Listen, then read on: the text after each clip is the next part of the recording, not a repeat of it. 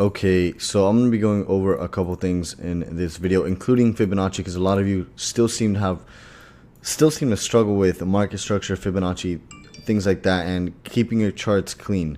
So I'm going to be going over keeping the charts clean, because a lot of you seem to have extremely cluttered charts, and it's just every time you send me a screenshot of that cluttered chart, it hurts my eyes, if I can explain that other way. Anyways, so the main areas of support and resistance you want to have is, one, your key levels. Your main key levels being your monthly support and resistance, right? If you notice, if you just simply zoom out, once the market does reach one of these areas, there could be consolidation in that area and rejection. Normally, as you could see from here, we were near the previous key level up here. We didn't quite reach there yet, but as you can see, when price did reach 114,737, there was a strong rejection there. And then when price came down to the next key level, 111,068, it went right back up to this orange zone that I have. So you got to pay attention to your key levels and see how they work. You got to back test things. I can't really explain how important back testing is, but overall, as you can see, it consolidated in the key level, ended up breaking, came back up and retested. That's when you would have pretty much got in on this retest here for that monthly key level. It's just fairly simple. As you can see, consolidation, then rejection of support. Now, obviously, you want to draw the medians of things. So, I'd probably say the median, a nice median would be right here. And then you'd want to see how the monthly candle closes once those do close. And then as you can see, once it rejected this key level, it pushed back up to the next key level. So, these are just mainly for higher time frame. This is on the 4-hour. You could be looking at this on the daily or the weekly time frame. I'll do that. Like I said, you could be looking at this on the daily or weekly time frame. Now, keeping the charts clear. So I mainly trade based off the 4-hour time frame. So when you're setting up support and resistance based off of the 4-hour, you want to be on the candlestick, or my apologies, the line chart. And you want to look for the major areas of reversal. So I've pretty much marked off these areas, right? Keeping my chart clean. So you can see it kind of gapped this area and completely rejected it. Now, how you could have taken advantage of this? Well, there's a couple of ways. Just because it rejected this area doesn't mean, there's a change in trend, right? Keep that in mind. The market is still uptrending. We could do a couple of things here. First of all, we could draw a trend line. Let's say from higher low point to higher low point. Right, we could draw that trend line there, Fibonacci as well. I'm going to go over that in a second. So as you can see, I have my main key areas here. Now, if the market were to break this one, then I would zoom out, go back on the line chart, and look for other key areas in the past that the market could possibly, reject. Right, you want to be marking these things down. So as well, if the market were to break here, then I'd go back in the past and mark off some more key levels as I'm deleting the top ones. Keeping the chart clean. I normally, as you can see, the market right now is moving sideways. It's consolidating. It's not a really big issue. The market's not in a perfect trend, right? So I like to keep, support and resistance kind of to a minimum, pretty much to where the most important areas are. So overall, now, when you're doing support and resistance based off the hour time frame, right? If you're more of a day trader and you base your support and resistance off the hour time frame, then you're actually going to be doing the opposite. You're going to be on the candlestick chart, and you're going to be pretty much looking for the medians of the wicks, looking for the most wick touches. So I'd say right here is a pretty nice area. As you can see, here we have support, here we have resistance, here we have resistance again, here we have support as well. Want to be finding the median areas. So I'll do another one. I would say right here would be another nice area as well. Maybe drag this down a little bit.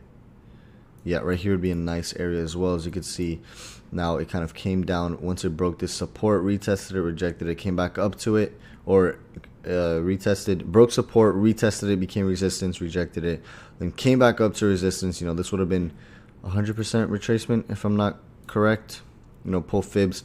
Now, when the market is actually downtrending, this would actually be considered a break of structure, because here's a previous higher low point, here's a low point, and the market broke the previous low. So this would actually right here be a break of structure on the hour time frame. Now, you got to keep in mind each time frame has its own trend, each time frame has its own structure point. So this being the previous high, this being a lower low, that's where you would pull your fibs from. So bearish candle wick to bearish candle wick. So as you can see, the market did come up to about that 38.20, but it did test on the 26th. So the 23.60, you know, it being that unbalanced zone, definitely. I'm going to break this down to the 30-minute time frame just to get some more detail. So I would actually consider this to be a 23 continuation because I didn't see a candle come and at least touch this area. So this would actually be a 23 continuation level. And that does not count as a lower high or a higher low point. So then I'd actually drag it to the next lower low before the market pulled back significantly. As you can see, that was at 61.88. That's what I'm talking about, Confluence. This is how I caught this entire move here, Confluence. So when the market actually did push up to this area of resistance, you know, all you have to do is wait for the reversal pattern. So since we're on the hour time frame, I'm actually going to highlight this tested candle and see what information we can get out of it, because you got to keep in mind each candlestick tells a different story. So now I'm actually going to go to the 15-minute and see what information I can get from this time frame. So on the 15-minute time frame, we came up to about that 61.80 area, formed resistance here, completely rejected it, and I probably, you know, definitely I wouldn't have gone in based off of this. Let's look at the moving averages. Yeah, I wouldn't have gone in based off of this just because moving averages, you know, aren't crossed on the lower time frames. I at least wait for them to cross on the lower time frames. So here I actually would have gone in based off of this candlestick here, right? Once it closed tested on that area of resistance, I actually would have gone in.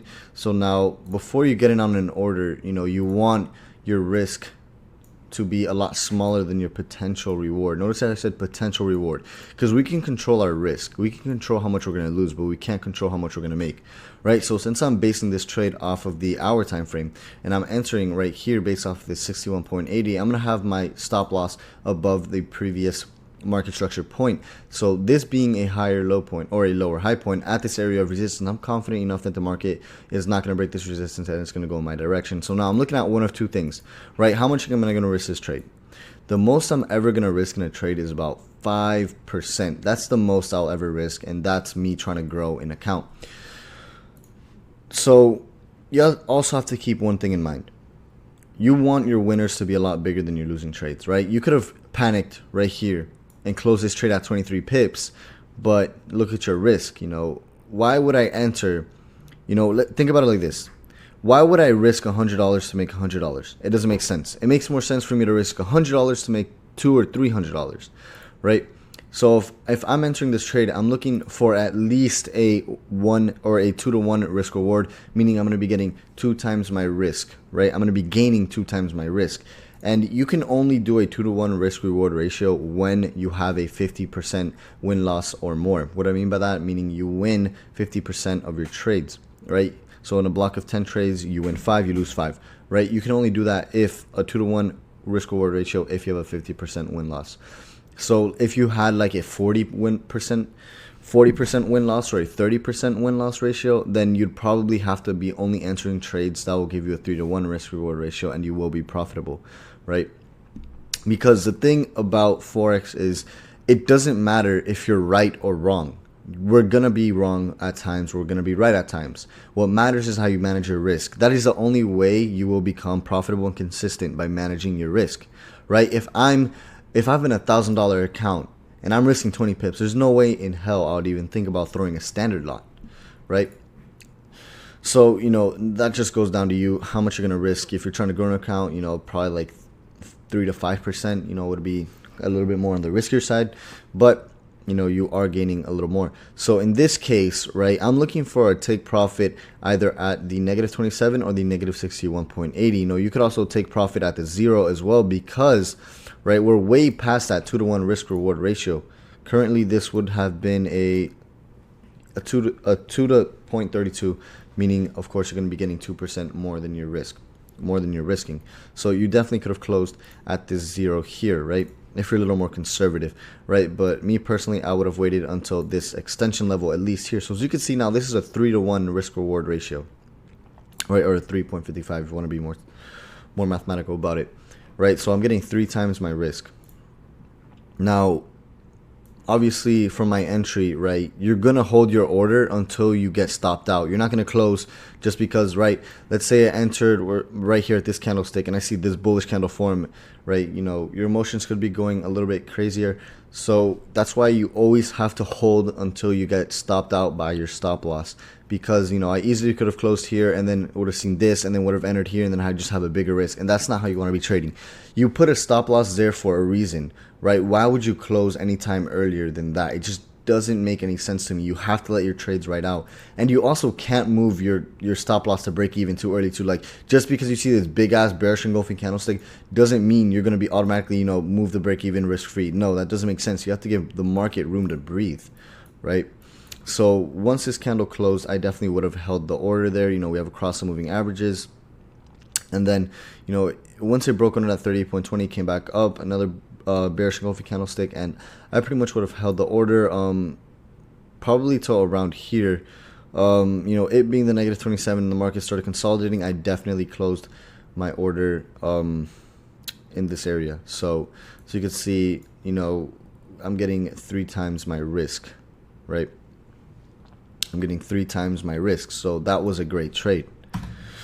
So that's pretty much how you would do that. So yet again, like I said, you want to base your support and resistance on the hour time frame based off the most wick touches, right? So that's how you would pretty much clean up your chart, set up support and resistance, yada yada.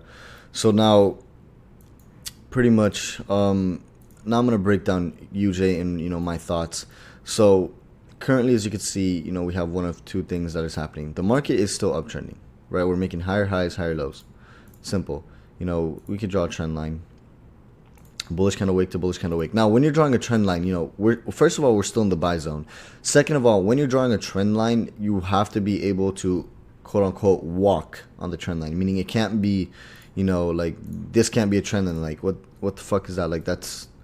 It just doesn't make any sense. That pullback wasn't significant enough for it to actually be considered a higher low, right? So then point A to point B, right? Then we could use our fibs. Now in an uptrend, here we have a previous higher low point. So point A, point B, right?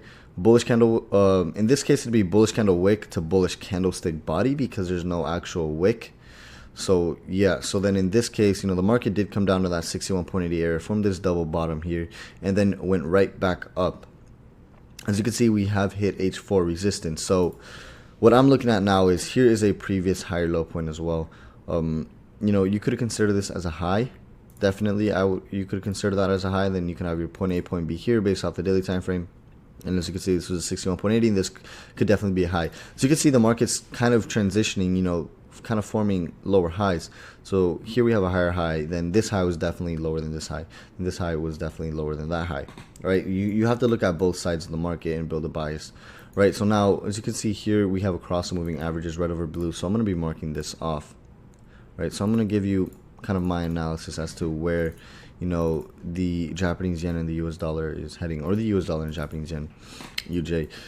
So now going to the 4-hour time frame, clearly the market was uptrending here. So here we do have a previous higher low point, right? We want to measure that. Point A, point B, bullish candle wick.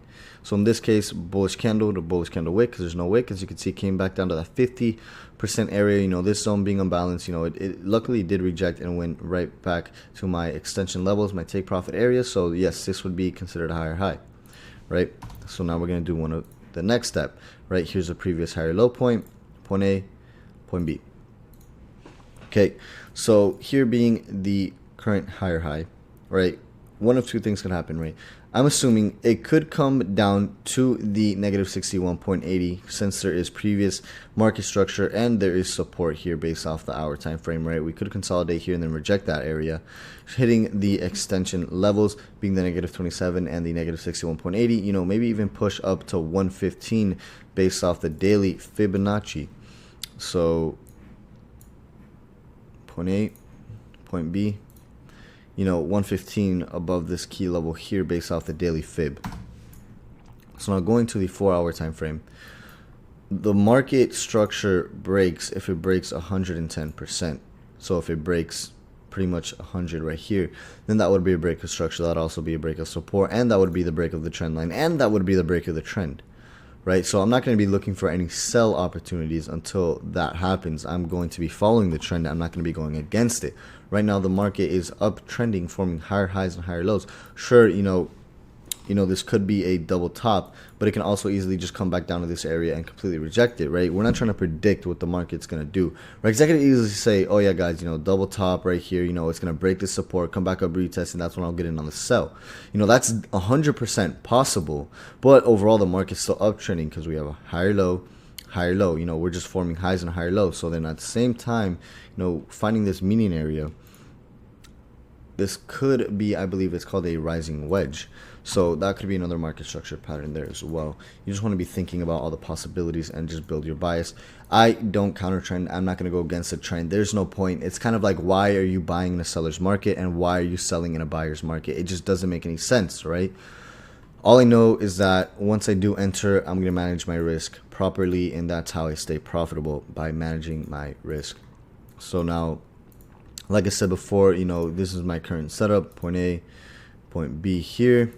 We do have rejection of this area of resistance. Yeah, definitely, if I would have seen this forming, I would have taken it, but I wasn't home at the time, so I wasn't able to take this sell opportunity here, catch a couple pips. Yes, I just contradicted myself. That's counter trending, yes. But overall, I'm trying to give you guys the example to pretty much follow the trend. But, I only counter trend when I'm day trading, meaning I'm not going for a big move. I'm going for, smaller pips, but I'm still looking for that 1 to 3, 3 to 1, 2 to 1 risk reward ratio, right? It's just smaller pips. So in this case, let's say if I would have entered here, which you could have taken this opportunity, we already have cross moving averages. Here we have that previous area of support. As you can see, it broke under, they came back up and retested it. Now we could pull out Fibonacci from here, point A, point B right here. If you put it from here to here, yeah, 38.20 right at the area of support, bearish engulfing. And let's look at the smaller time frames. Yeah, so I definitely would have entered right here. So initially I wouldn't have entered here just because of moving averages and the market's uptrending, but once this happened and then this happened and then this happened, I would definitely would have entered after this bearish engulfing. Now let's look at risk reward, right? So point A to point B. So then, entry right here. So we're looking at about a 14 pip stop loss for a 20 pip reward potentially, or a potential 46 pip reward. So definitely very close to a 2 to 1 risk reward ratio. Right now it would be considered a 2 to 1. I honestly don't know if I would have taken the trade, just because it could have hit the negative 27, but it also couldn't have. Actually, yeah, I definitely would have gone in on this. Nice push. It would be a 2 to 1, holding to that negative 61.80 right to the next support, or key support for the hour time frame, So like I said again, I am expecting the market to come down to that area of support. So that's pretty much how you could have gone in based off of that, small counter trend. That would have been a nice little intraday trade. Like I said again, I am expecting the market to come back down to at least here. And if it does come down here, one or two things are going to happen. It's going to either break this support and continue going down to 100%, right? If it breaks 61.80, then I'm expecting 78. If it breaks 78, then I'm expecting 88. If it breaks 88, then I'm most likely expecting a break of structure on that 4-hour time frame. So it's all about patience now and waiting to see what the market's actually going to do. So hopefully you did gain a little bit of, knowledge off this video, a little bit of value. And yeah, I will be talking to you guys in the next video.